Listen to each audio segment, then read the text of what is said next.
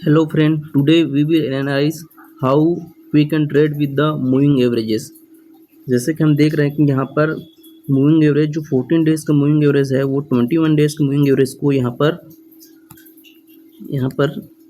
पर ये क्रॉस किया है। फिर यहाँ से अच्छा खासा बुलिश इंगल्फिंग बनाया हुआ है और ऊपर गए। फिर ये एक कंसोलिडेट हुआ है और यहाँ पर फिर मूविंग एवरेज के आसपास ये टच होने के बाद से ये ऊपर का अच्छा खासा रैली दिया हुआ है। फिर ये कंसोलिडेट फेस होने के बाद जब मार्केट नीचे गिरा तो ये मूविंग एवरेज जो maximum days 200 days moving average है, 100 डेज की मूविंग एवरेज है, यहाँ पर आके सपोर्ट लिया है और हैमर कैंडल बनाकर ये ऊपर गया हुआ है। अब देखते हैं कि शॉर्टर टाइम फ्रेम में मूविंग एवरेज कैसे काम कर रहा है।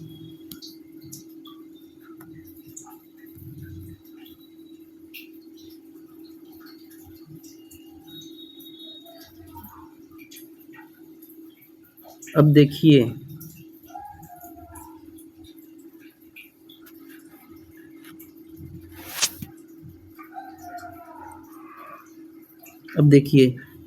यहाँ पर भी मूविंग एवरेज का क्रॉसओवर हुआ है।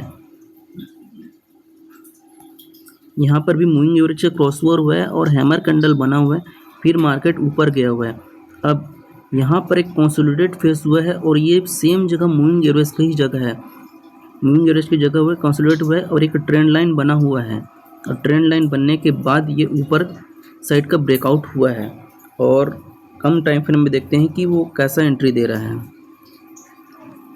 5 मिनट के टाइम फ्रेम में हम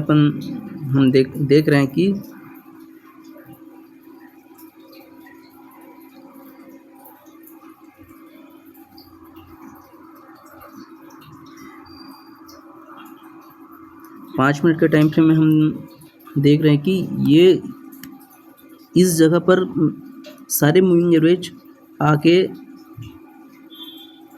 मिले हैं यहाँ पर और ये नीचे से ऊपर साइड क्रॉसओवर हुआ है और यहाँ पर अच्छा खासा पैटर्न बनाकर मार्केट ऊपर गया हुआ है। और देखिए कि यहाँ पर कंसोलिडेट हुआ है और मूविंग एवरेज को टच करके मार्केट फिर से ऊपर जाने की कोशिश की। अब यहाँ पर दिख रहा है कि ये किसी लेवल पर आकर मार्केट फिर से होल्ड करेगा और फिर से ये ऊपर 2600 की तरफ जाने की कोशिश करेगा।